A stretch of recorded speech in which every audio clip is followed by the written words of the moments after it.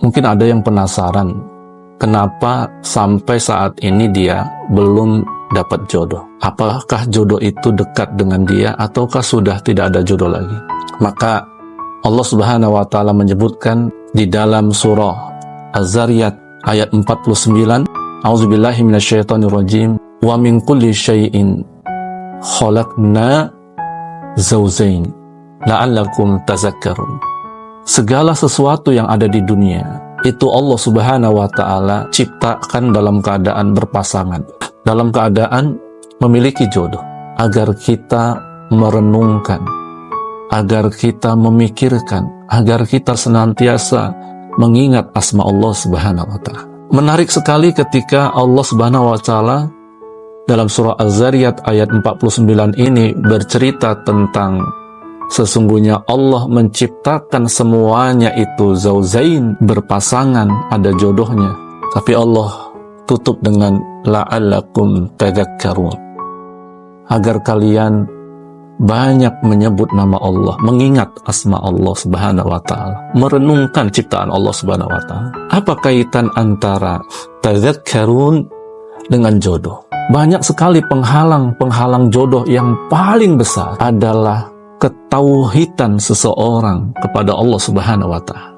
Ketika seseorang itu mengandalkan pikirannya, mengandalkan koneksinya, mengandalkan jabatannya, mengandalkan prestasinya, mengegokan dirinya bahwa dia bisa dapat jodoh yang baik, dia bisa dapat jodoh yang lebih tinggi status ekonominya, sosialnya, dia lebih pantas mendapatkan jodoh yang sempurna, sehingga dia lupa bahwa yang memberi jodoh itu adalah Allah Subhanahu wa taala.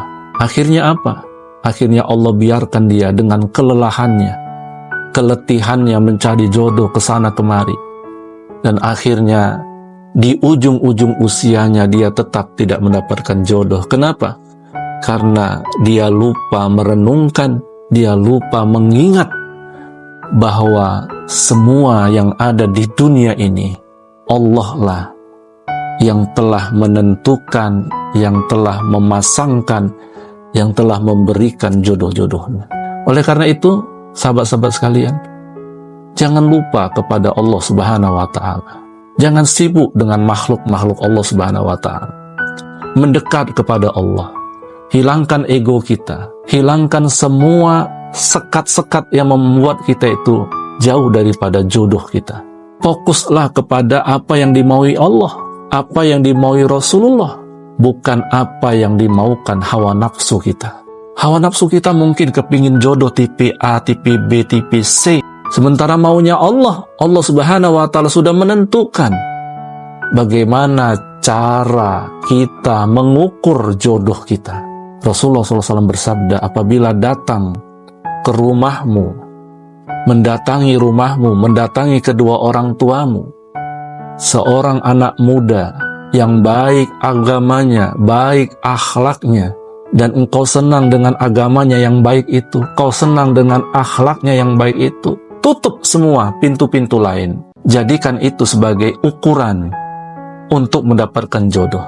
Karena jodoh yang agamanya baik, yang akhlaknya baik, itu seperti angka 1. Apabila dia nantinya orang yang memiliki pekerjaan yang baik, penghasilan yang bagus, tambah 0 jadi 10. Apabila ditambah lagi, dia punya jabatan yang tinggi, tambah 0 jadi 100. Apabila nanti ternyata dia punya pendidikan yang tinggi, tambah 0 jadi 1000. Apabila nanti dia memiliki yang lainnya, tambah 0, tambah 0, tambah 0. Tapi apabila angka 1 itu, agama dan akhlaknya itu tadi, dicopot, diambil, tidak ada. Kalaupun dia punya penghasilan yang banyak, orang yang kaya raya, nilainya 0. Kalaupun dia punya jabatan yang tinggi sebagai menteri, sebagai presiden, sebagai gubernur, sebagai apa saja, maka juga akan bernilai 0. Kalaupun nanti dia punya gelar yang tinggi sampai profesor, bernilai 0. Kalaupun nanti dia punya berbagai macam kesuksesan duniawi yang dia miliki, semuanya juga menjadi 0. Karena agama dan akhlak yang baik itu angkanya 1, selainnya angkanya adalah 0. Betapa banyak orang yang menyesal ketika sudah menikah, ternyata tidak berguna lagi yang namanya ganteng, tidak berguna lagi yang namanya cantik, tidak berguna lagi yang namanya harta, tidak berguna lagi yang namanya jabatan, seolah-olah semuanya tidak ada gunanya lagi. Kenapa? Karena ternyata suaminya atau istrinya agamanya rusak, akhlaknya juga rusak. Kalau kita menikah dengan pasangan yang agamanya rusak, akhlaknya rusak, seolah-olah kita tidak memiliki suami atau istri. Tapi apabila kita memiliki seorang istri, seorang suami yang agama dan akhlaknya bagus, walaupun kita nggak punya apa-apa, nggak punya harta, nggak punya makanan yang enak, tidak punya tempat yang luas, yang nyaman, hidup sederhana apa adanya, maka rumah tangga laksana seperti surga.